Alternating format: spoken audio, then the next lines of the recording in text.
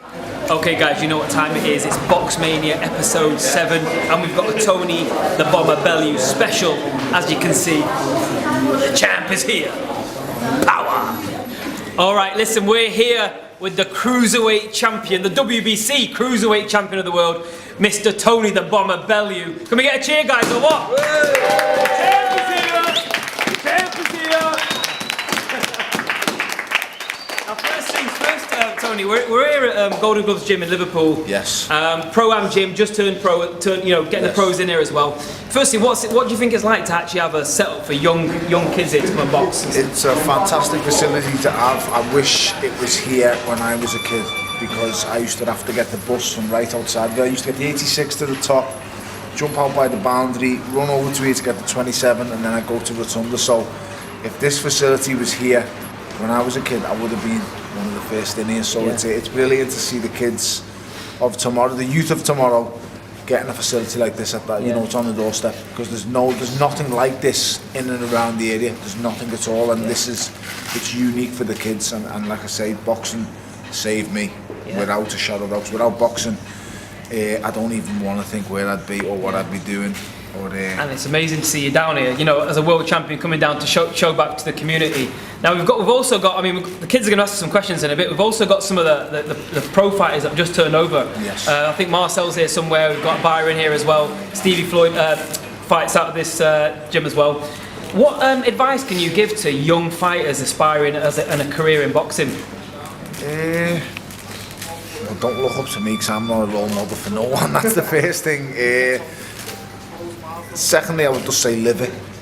That's the only reason I've got there'll be a lot of you kids here, and I'll absolutely nail on guarantees I've had more talent and athletic ability than I ever had. I was just a little fat kid who dreamed of being Riddick.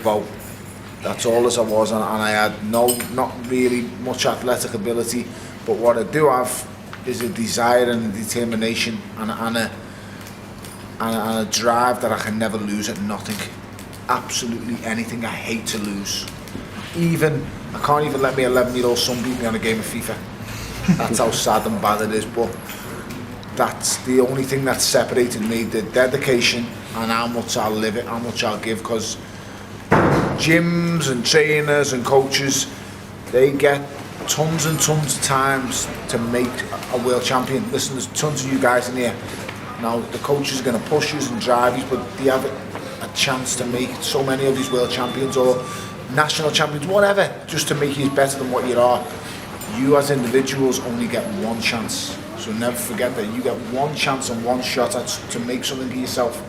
And if you don't give yourself the best opportunity in that one chance, you will always regret it. So if you really want to do it, or you just want to get fit or do whatever, just try and be the best you can possibly be and give it everything every single day. Go home with no regrets. And that's, hand on heart, I can honestly say I've actually done that. So, you know, and it's got me to that crazy looking belt there. So, you know, I've done not so bad.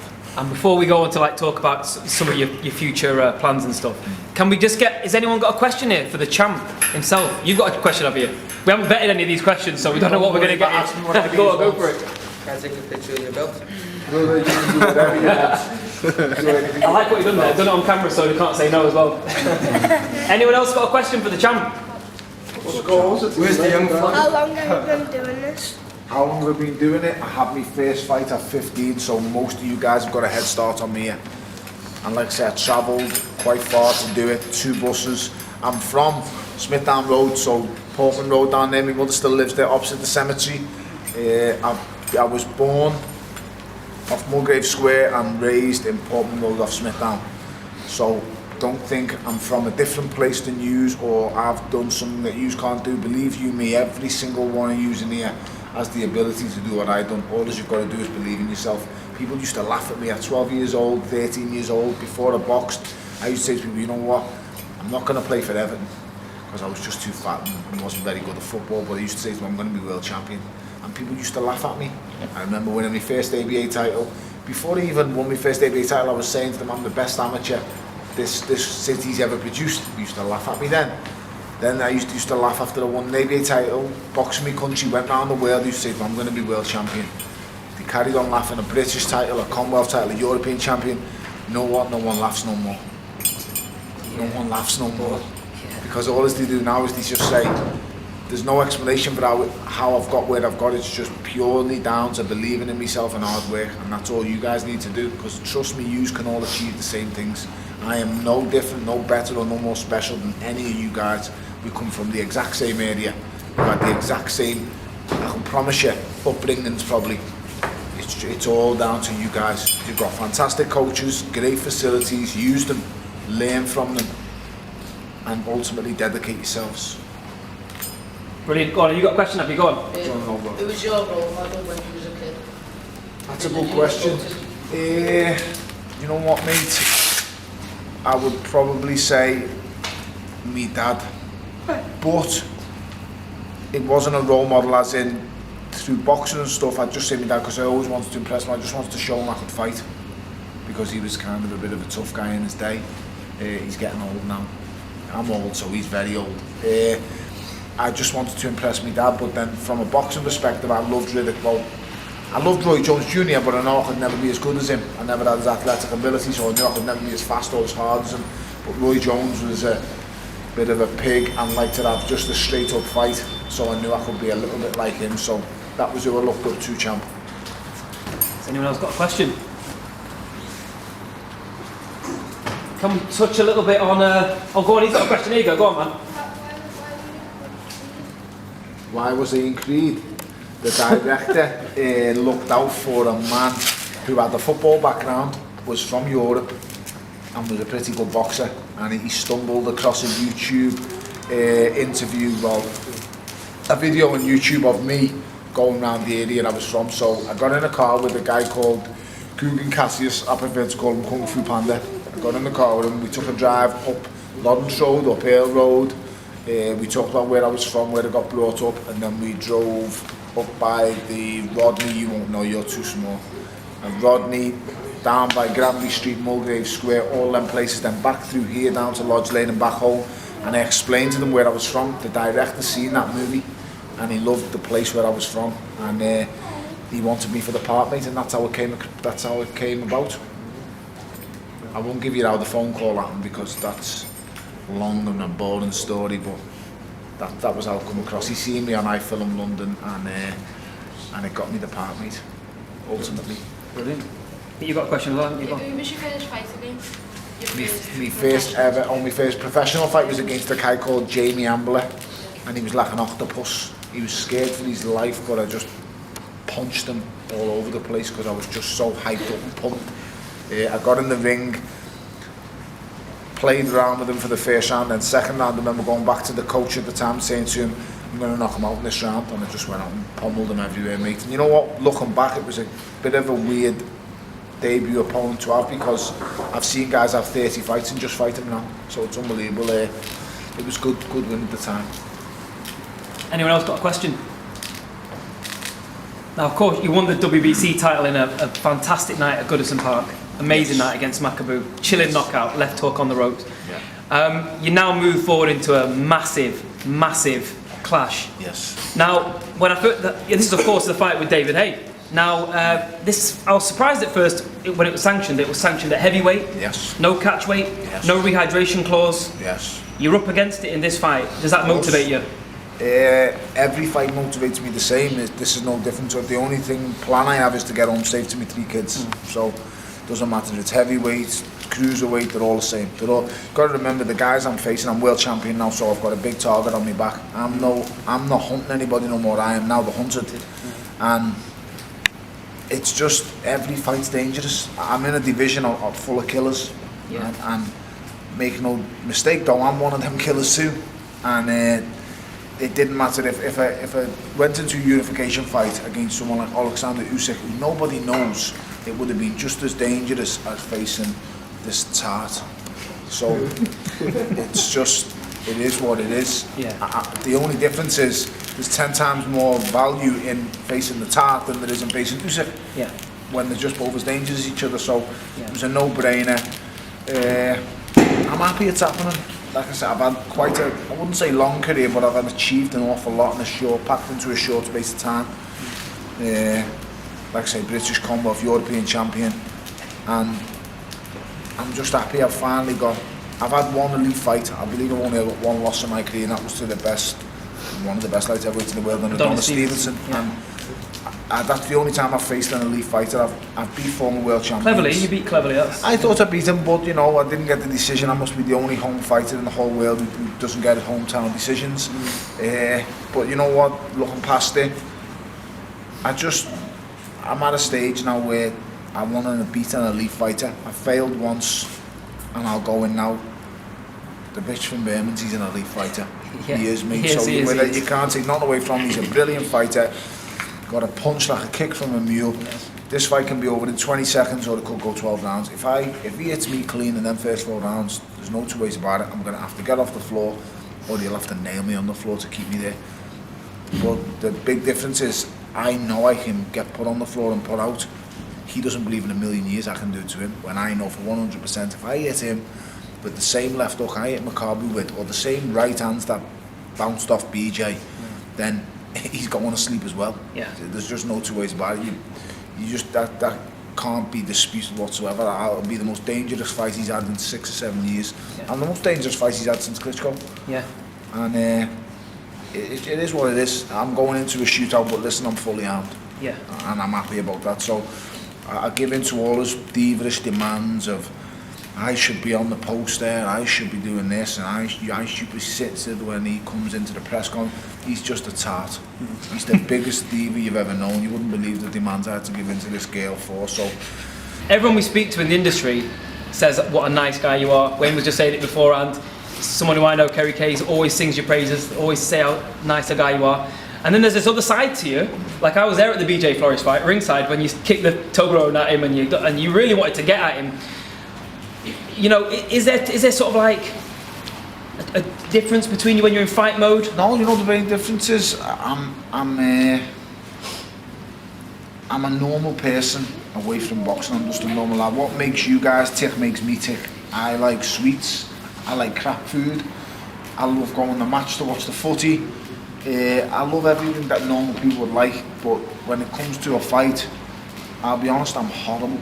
I'm a really nice person away from boxing. Madge has known me a long time. Played football with me on a Saturday league, done lots of things, had some laugh. And he will tell you I'm the most normal person you could ever meet, but listen, you put me in a boxing environment or around people, I'm horrible and I want to hurt people, and that's just the way. I'm a product of my environment. This is why I say to you, I'm so happy I made it through boxing, because if it didn't, I don't know where I'd be. If it wasn't for boxing, I reckon I'd be in a hole in the ground, without a shadow of a doubt, because I always, big thing with me is I want to be the best at whatever I chose to do, and I'm not the brightest, so I wasn't going to come out of school and be a doctor. So you know, it just wasn't for me. So I'm sure there's many of you like that in here who think I want to make something of myself and you're not very good in school. Well, I was the worst in school. I got thrown out of school. I'm not proud of it, but I'm just telling you the truth and the way it is. I wish I'd have studied and listened at school. I'd drive my kids now to listen at school more, pay attention, give yourself options for at least when you're finished with school, you've got options to do something with your life. All as I had was boxing. When I left school, it was either boxing or another route out. So I had to give everything to boxing, and I did, and it worked for me. Thankfully, it did work. But that explains, like I say, the way I am. Nothing's an act. I've never acted up, or I don't make things happen for a reason. That's just the nasty side of me, and that's what boxing brings. And it is what it is. I can't get rid of it. Take me away from boxing, I'm just a dad of me three little boys. That's all I am. I'm just a normal fella. So I don't know, people that see me 90% of the time as that person away from boxing. It's only in boxing, them circles, that I am the maniac and I do stupid things, but you know what, it's worked so far, so I'm just going to keep doing it. Yeah, well, exactly. And just really quickly, just to finish off, like in terms of the actual weight issue, you know, obviously you're a cruiserweight, you've campaigned at light heavyweight, yeah. You actually fought a heavyweight in the amateurs actually, yes. Didn't you? In terms of weight, I mean, he's been fighting at around 16 stone the last few fights, just above 16 stone. What's your optimum fighting weight? I mean, do you... Right now I'm 16 stone. Listen, me at 16 stone and him at 16 stone is two totally different people. I look like Mr. Soft, he looks like the bodybuilding champion of the world. Yeah. But the bad thing for him is, great bodies don't win fights. Everyone I beat's got a better body than me. Yeah. I've never been one who cares aesthetically how I look, so I don't care if I've got a six-pack. I've had a six-pack, they're overrated. I've had muscles, I've done that at light heavyweight, so it doesn't really. I'm someone who I've studied boxing since I was your ages, and I don't look at boxing as he's got a great body, he must be able to fight. All as I look at is the skills. If you've got the skill set, the toughness, and you want it, it don't matter how your appearance looks. Because let me tell you, every guy I get in the ring with, amateur and pro, I've looked across the ring at them, I've seen muscles popping out the neck, the face. They look at me and they just think, I don't get it. What's he got? 10 seconds later, they've been fast asleep. They know. Yeah, they know. Because ultimately, I've got something I can just fight. Yeah. That's what I can do. It's just what I'm about. I can have a fight. And going back to what you think I'll weigh, he will weigh, I think, 15.5 stone. Right. Right now I'm 16. Sorry, no, not 16. I lost 5 pounds this week from Monday to Monday. So I'm now 15.9. I'll come in the ring light. I'll let Sideshow Bobby be whatever he wants to be. I could have placed some demands myself. I could have had a hydration course. I could have, because he needs to fight. Ultimately, David's fighting because he needs a big fight. As much as he wants to go on, he's this big star draw. If he was a big star draw, he wouldn't be fighting me, because he didn't sell against the other 2 clowns who he fought. They were giving away tickets to his fight outside for free, and listen, he was on a comedy channel at the end of the day called Dave. Amazing, as great views as he got, he was on a comedy channel. The only way he was getting back on Sky Box Office was to come and deal with me. And he knew it was, because I'm a Sky fighter. I had Sky with Eddie, the 2 of us done the deal. And as much as it pained him to give in to, I think my only demand was, let me choose my gloves, let me pick my colour shorts. And that was really it. I said to him, I could have said the hydration gloves, I could have set the bar, I believe, at 15 stone. I think he was willing to agree to it. But in the end, I just said, you know what, let him be what he wants. Let him be what he wants. The only thing I'm not doing is carrying him into press conferences. I thought he was going to ask for that, to be honest, but he didn't, and it is what it is. Fantastic. Listen, has anyone got any final questions for the champ? Yeah. What type of sparring partners are you using? I've got 3 Americans coming, first or second week in January. I'll use quick, powerful guys at first. I'll use one heavy guy. I won't, because believe it or not, David physically isn't a heavyweight. He's a cruiserweight pumped up, and believe you me when I say he's literally pumped up. He's not a true heavyweight, he's a cruiserweight, but he hits like a heavyweight, so I'm going to need people who can kind of replicate his punching. I'm very different guys. I'll get in, I can't say it on camera, but I'll get a couple of guys from the States who I've already got nailed on and sorted. I've got behind 2 English lads who I think, one's a bit light but is very powerful, a real good prospect. I'll just see how it goes. I'll play it by ear. I'm not going to say I'm committed to this guy, because he can let you down. As you go through the pros, you can't rely on 1 or 2 sparring partners, because I've had it in camps. I've gone to the biggest fights in my life. I've got a sparring partner and I've ironed them out on the first day. I've had another sparring partner in, his style's all wrong, or it just doesn't gel. So you have to play it by ear a little bit and just see how the sessions go, week by week, day by day, whatever it is. And you know, it's tough to get, especially, it's going to be virtually impossible to get a style exactly like his, and especially get someone with a haircut like that as well. I'll be honest, mate, that's what I'm aiming for. If I hit him anywhere on the head, he's going to dance. I've got a question. He's a crack, yeah, he's got a good boy there. Got me haircut, that lad, don't worry, I'm just jealous. It does look a bit like him, actually, doesn't it? When you beat David, right, you Yeah. pushed out heavyweight over back down. Do you know what, I keep getting asked? I beat him, and what I will say is I'm the most highly ranked heavyweight in the world outside the champions. I'm the best heavyweight in the world outside the champions. I'll be the best cruiserweight in the world. I've got decisions to make, but I beat him, and I believe there's only one place left to go. I'm at the stage in my career now where I feel like I've done as much as I possibly can. Well, in all honesty, I've overachieved. I didn't believe I was ever good enough to become world champion. I didn't believe I just thought the British title was going to be my limit, and I've shocked myself each and every time. So I beat him. There's only one fight left, man. It's the winner of Klitschko and Joshua. Yeah. You're talking about monsters, literally, you know, monsters, giants. And I'm good mates with AJ. He's a really nice kid, someone I've got a lot of respect for. So I've never really, since I've been a pro, had to fight anyone who I've actually got respect and thought on like. I only done it once as an amateur, and that was just stopping me to win me 40 title at any price. And I still don't think I lost that fight, but I've never gone into a fight before and felt this way. I went into the fight and I didn't want to hit him. And I knew I had the capabilities to, but I didn't want to, and I wouldn't like to go up and say, no, he's just too big. Listen, I want to take his head off. It was Josh, even though that's on camera, but he's great for boxing. But the answer is, I don't know. My dream was to unify the crew. Once I won that belt, the dream was to unify the division. But these are the champions, lad. They don't want to know. But only Usyk wants to know. And as much as he wants to know, I'm thinking you need to put on the back burner and just, I'll take my time before I get to him, to be honest. So we'll just see how it goes. Fantastic. And Byron, Do you know then you were saying that you and Pricey used to put it on Haye sparring? And Yes, that? we did. Well, no, we only had one session. Did We you, went to how Solly. did it go and what happened?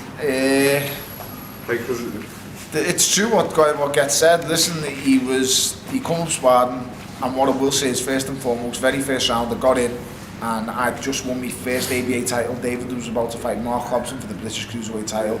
I got in first round and I'd done this, and if anyone's seen me box, I don't fight like this, but I thought, show David respect. He lined me up with this, and then he hit me with an uppercut, and he hit me probably the hardest I've ever been hit, and I stayed on my feet. He nailed me with something special. I remember saying to him, good shot, and I remember the look on his face if to say, how are you still here? yeah, how are you still here? And then I get out with him, 1 round, me and Pricey was doing 1 round in, 1 round out. So he couldn't believe I was still there. Gets in, Pricey gets in for the 3rd round. I'd done the 2nd. Pricey hit him with the right hand, and he literally, I've never seen it done before. Pricey spun him 360 degrees. He hit him on the chin, and his whole body span round. Whoa, stop. At the time, I'm pretty sure we were on bonus. If we flattened him or dropped him, we were getting $1,000. And Pricey stood back and let him. Pricey could have put him asleep if he just hit him one more time, but he's nice, big, and he stood back and he stepped back and let him get in. I get in the next round, and he may have been still shook or whatever, but I whacked him with a left hook, right hand, and he took a knee. And as he took the knee, he said, oh, my hamstring. I went to punch him in the back of the head and missed him at the floor. Like the idiot I am, I was just thinking about the grand, to be honest. At the time, my times were tough, you know what I'm saying? So I went to punch him when he was on one knee, missed him at the floor. The sparring got stopped, and he went. The next day, he pulled out against Mark Hobson. And I always remember there was no Twitter then, there was no Instagram. Mark Hobson said, I heard you took a hiding off 2 heavyweights in Liverpool. And that was what was in the paper. And David was a cruiser. Don't get me wrong, like I say, it means nothing. I think it was 13 or 14 years ago now. It doesn't mean nothing, but in his head he knows. Loads of people ask you that story because you said it a few times. Yeah. Loads of people ask. I like I say, to me it doesn't really mean nothing. It's just, but it's, I suppose in a way it's nice to know that I've been nailed off him, and I was still listen, I'll be honest though, if he had 10 ounce gloves on, I still think I'd be asleep now, to be honest. So he whacks very, very hard, but that's the big thing. I'm under no illusion. I know what he does. I know how good he is. I know how hard he hits. The thing with him is he doesn't take into the consideration how hard I can hit. At this weight, I only need 1 shot with either arm. And that's the. But you're not just a banger though, are you? You proved in the Chilemba fight when you had the cut, and in the Cleverly fight in the return, that you could box really well as well. You're not just a banger, are you? I like to believe that, but I'm a box puncher. What I will say is I've got a very good boxing brain. It's the only thing I know in this world. I can figure guys out, I can figure a plan, or I can stick to a game plan. That's one of the most important things in the game. Can your fighters stick to a game plan? Because that's what you will be asked in your career when you go up the levels. And there's so many good fighters who I've been around and spent time with, and the only issue and problem with them is they cannot stick to a game plan. They get hit and the mind just goes, right, let's fight. And to be fair, I don't have many strengths, but one of my strengths, my biggest asset is I'm mentally strong now. And if I set out to do something, I'll do it, and I will not give in or back down. So it happened with the Mackenzie rematch. I went in there and I just thought, I'm going to play with you and use my brain. Because he put you down in the first one, didn't he? The first fight put me down twice. He dropped me face first in the first fight, then he put me down in the 2nd round. And I got up and knocked him out in the 8th, I think it was. And in the rematch, he didn't lay a glove on me for the whole fight, and no one has, even ever since or after, no one's ever done that to over Mackenzie. No one can do it to me. He just pushed Ramirez, the IBF champion, in the last fight he had, to a draw. I thought he won that actually. In Argentina. If you get a draw in Argentina, you knock someone out to get a draw there, to be honest. He got a draw on points, so he done great. Like I say, your big strength in professional boxing is sticking to game plans, being able to use your brain, because in the midst of battle, and you will have fights in the pros where skill is out the window. It has nothing to do with the fight. It's just purely down to how tough you are and how much you can keep that. And there's so many good fighters. Listen, I've been around some really good fighters. Amir Khan, James DeGale, Stephen Smith, Frankie Gavin, David Price, so many top high level boys, and just the difference is very little. And like I say, sticking to a game plan in the pros is a major point. Absolutely brilliant. Has anyone got a final question for the champ? I know we've Just touched on Amir Khan then. Yeah. If that fight comes off against Kell Brook, who's the fifth and why? You know what? I think the two of them have I shouldn't say that. I was going to say seen better days. I've rephrased that because they haven't. It's not that they've seen better days. What I think is Amir suffered more damage in defeats than Kell. And now I think in the both primes it's a pure 50-50. But for me, I'm someone who I look at fights, and the way I judge people is styles make fights. That's all I look at boxing. Your style against his style. It doesn't matter about anything else. And Kell Brook at some point for me will catch up with Amir. He might be behind. Well, I think he will be behind. He'll be losing or getting his head jabbed off or spun everywhere. But at some point he will land. And Amir is a perfect example of an amazing fighter. The quickest fighter I've ever shared the gym with. What you see on TV doesn't do him justice. He's rapid. He's the unbelievable speed. But the big thing with Amir is he cannot stick to the game plan. Watch Amir against Andreas Kotelnik, his first world title win.